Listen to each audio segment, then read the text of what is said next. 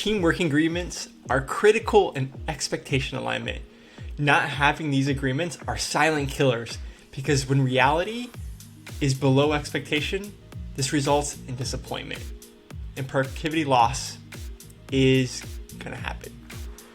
I will go through the importance and background of why these team agreements are and working agreements are important, as well as I'll probably templates that you can use for your team to improve in these areas. You won't want to miss a single minute in this video.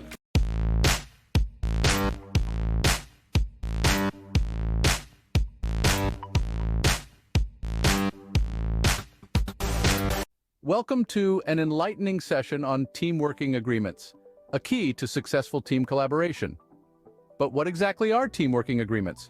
Picture them as a roadmap, a formal document that outlines crucial aspects of a team's operation. They define team roles, responsibilities, communication methods, and processes for managing conflicts. This roadmap provides clarity and guidance to each team member, ensuring everyone is on the same page. Imagine having a new member join your team. The onboarding process becomes significantly smoother with a working agreement in place, as it provides a ready reference for what's expected and how things work. But their usefulness doesn't stop there.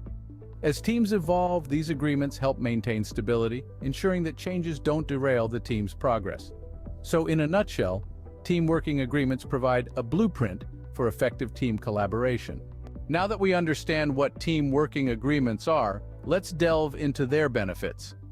One of the main advantages of these agreements is that they foster collaboration. By outlining roles and responsibilities, every team member knows what is expected of them and how they fit into the larger picture. This understanding not only helps everyone work better together, but also promotes a sense of unity and shared purpose. Team working agreements also provide crystal clear clarity for team members. They detail the methods of communication, ensuring that everyone is on the same page and understands how information will flow within the team. This is particularly beneficial in preventing misunderstandings, fostering open dialogue, and maintaining a smooth communication line. Another significant benefit of team working agreements is their role in conflict management. Conflicts, if not addressed, can be detrimental to team success. These agreements lay out a clear process for handling disagreements, ensuring that any issues are addressed promptly and fairly, preventing any potential negative impact on the team's productivity or morale. I want to thank everybody for making it this far in the video. Remember, if you haven't subscribed, please subscribe, like this video. Continues more content going forward. Now, let's get back into the topic. Furthermore, the beauty of team working agreements is that they are not set in stone. They invite suggestions and can be reviewed and updated periodically. This flexibility ensures that the agreements continue to serve the team effectively as it evolves, grows, and faces new challenges or goals. Clearly, team working agreements are the unsung heroes of team success, fostering collaboration, clarity, and effective communication. Having explored the benefits, let's delve into what typically forms the core of a team working agreement. First and foremost, a solid team working agreement outlines clear roles and responsibilities for each team member. By doing so, it ensures that everyone understands their part in the team and how they contribute to the overall goal. No overlapping duties or confusion. Everyone knows their part. Secondly, the agreement should define the methods of communication and meeting schedules. This ensures that everyone knows how and when to share information, fostering a smooth communication flow within the team. Thirdly, conflict resolution strategies and decision-making processes are a critical part of any team working agreement. Disagreements are inevitable, but a well-crafted agreement provides a clear, fair process for resolving them. This includes how decisions will be made, whether it's by consensus, majority vote, or designated decision-makers. Finally, a team working agreement sets the expectations for team member behavior and work ethics. This can include everything from respecting others' ideas to meeting deadlines, thus promoting a positive and productive work environment. So, a well-crafted team working agreement is like a comprehensive guidebook for your team's journey to success. It's a roadmap, a rule book, and a contract rolled into one, geared towards fostering a cohesive, effective, and harmonious team. So today we're going to go over team working agreements, escalation paths, new team setup. So things you should always talk and discuss and align with your team before you start. Or if you already started, any time is better than now. Just so you can get aligned on some of these items that are, I think, important to be successful and also create autonomy and accountability with the team. So here's our agenda today. So new team setup, I would go through making sure they're cross-functional as possible. Talk about escalation paths, working agreements and core values, working hours and time off calendar, forms and mediums of communication, and technical stack. So let's go through all of these today. And here's kind of a checklist that I use, but you can modify for your team as well. So cross-functional as possible. The goal of this is to reduce risk by removing dependencies of other teams. The more you can do this, the more successful you're likely to be, because you need to reach into another team that might be already busy for someone that has a skill set. So obviously we'll never be 100% dependent. There'll always be dependencies. And so reducing this dependencies from other teams reduces risk. So important. So making cross-functional as possible, making sure you're, after you do that cross-functional discussion, then, another way to catch this is big room planning. So, hey, we do it as cross-functional as possible. There's still some dependencies. Well, big room planning comes into play. You can talk with the teams of when you might need somebody, and by what iteration or what sprint, to making sure that you can organize that support when it's needed. So cross-functional, hey, they're not 100% cross-functional. Talk about what other teams and when you'll need those types of skill sets, so you can plan that out. So number 2. And the third one is, as the plan changes, as you learn more, that the scrum of scrums, right? Those connects from the teams as you start executing that plan, of borrowing and trading players, right? So you can think of it like, hey, can I use Emily Smith for this sprint? Something new came up. I can help you by giving you someone from our team for a sprint because we have no one in that skill set. She's the best at it, right? So that's a third option to make them as cross-functional as possible so you can be successful. So this is important to discuss, and these are different layers. You can catch it or help improve and reduce risk within your teams. Second item on the agenda that we talked about that you should talk about with your team's escalation paths. Knowing your team, so understanding from all the team members of who do they need to go to for what items. And if you can't solve it at one layer, it goes a layer up until you can figure out how to solve it and remove that impediment from the team that might be holding the team back from making their goals.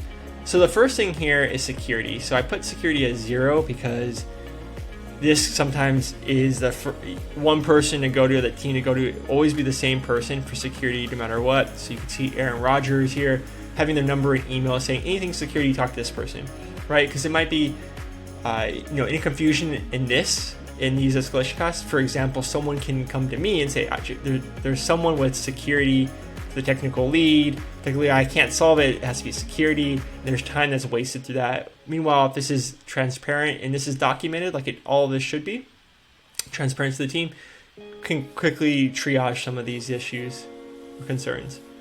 You can see here there's different layers, right? Maybe the technical lead is the second layer. Maybe there's a third layer that's a manager, a scrum master. Maybe there's a fourth layer that's like maybe the team or HR manager. And then, hey, maybe the sponsor, the VP to the director of that group, right?